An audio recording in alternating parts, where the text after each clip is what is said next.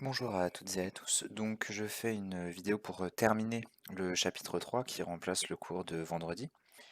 Il nous reste une dernière sous-partie, donc le grand 3.3 qui s'appelle une volonté de protéger les milieux, qui correspond au grand 4 de votre légende.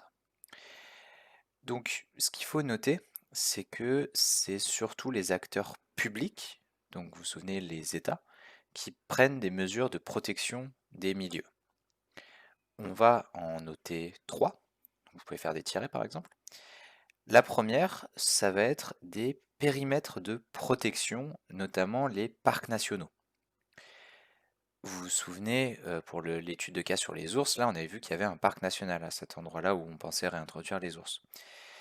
Donc les parcs nationaux, ce sont des espaces qui sont créés par l'État. Donc ça c'est une définition importante à noter, un parc national, espace créé par l'État dans lequel la nature est protégée. C'est des espaces où il y a des interdictions assez strictes. Il y a des choses que vous n'avez pas le droit de faire, camper par exemple, enfin, il y a pas mal d'interdictions. Quand on regarde une carte en France, vous remarquerez, alors il ne faut pas confondre hein, les parcs nationaux et les parcs naturels régionaux, c'est pas la même chose. Là, ce qui nous intéresse, nous, c'est les parcs nationaux, donc ceux qui sont en rouge. Et donc quand on regarde cette carte, vous voyez qu'il y en a plusieurs en France, et ce qui est intéressant pour nous par rapport à ce qu'on a dit jusqu'à maintenant sur les milieux, vous remarquerez que la plupart d'entre eux se situent au niveau soit des montagnes, par exemple là dans les Alpes, dans les Pyrénées, celui-là dont on a déjà parlé, dans les Cévennes, etc., soit aussi sur les littoraux, pour une majorité d'entre eux en tout cas. Donc on va représenter ces parcs nationaux, donc sur votre légende dans le grand 4, il faut mettre parcs nationaux, espace de protection de l'environnement, et donc en termes de figuré, là par rapport à tout ce qu'on a déjà fait, normalement vous devriez commencer à être à l'aise, mais il est assez logique d'utiliser un figuré ponctuel, parce qu'on va pas représenter, quand je regarde la carte, on va pas représenter la forme exacte de chaque parc, ce serait un peu compliqué, donc on va schématiser, et donc on peut avoir un figuré, par exemple un rectangle vert comme ça, qui va se mettre aux différents endroits où il y a des parcs nationaux. Voilà pour les parcs nationaux. Ensuite, nous avons deuxième mesure de protection, des lois. Par exemple, la loi littorale, qui date de 1986. Cette loi, comme vous le voyez un peu sur cette diapo, en fait, elle interdit les constructions sur une bande de 100 mètres entre la mer et... enfin, à partir de 100 mètres, on n'a pas le droit de construire sur tout cet espace-là. Donc, éventuellement, s'il y a déjà des choses construites, bon, on fait avec, mais l'idée, c'est d'essayer de limiter l'urbanisation des littoraux. Sauf quand c'est déjà urbanisé. On va pas détruire les maisons. Alors là, pour représenter, c'est plus compliqué. Comment est-ce qu'on peut représenter en fait cette loi littorale? Eh ben, il y a plusieurs possibilités, mais en tout cas, ce qu'on veut montrer, c'est que les littoraux sont protégés. Donc c'est pour ça que dans la légende, plutôt que de mettre loi littorale, puisque ce serait un petit peu étrange de représenter une loi, j'ai plutôt mis les littoraux qui sont protégés par la loi littorale. Et donc à partir du moment où on décide de représenter les littoraux, on peut faire un figuré comme ça, tout simplement un trait en fait, donc pour représenter les littoraux. Figuré linéaire. Donc.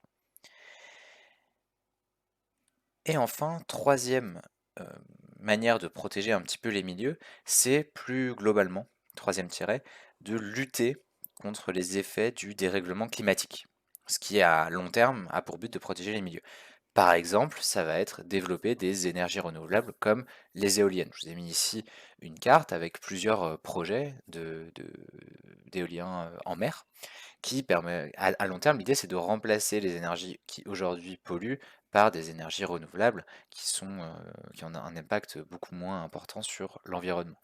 Donc vous voyez sur la photo, l'avantage de la mer, c'est que pour les éoliennes, il y a pas mal de place, il y a du vent en plus souvent, donc c'est quelque chose qui est en train de se développer en France et ailleurs.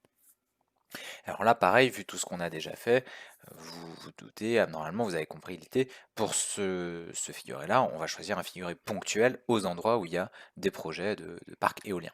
Donc les projets de parcs éoliens offshore, donc offshore ça veut dire, shore c'est la côte en anglais, offshore ça veut dire loin de la côte, en mer quoi. Et donc là on va la représenter par un figuré ponctuel, donc j'ai choisi un triangle bleu par exemple, on aurait pu choisir autre chose.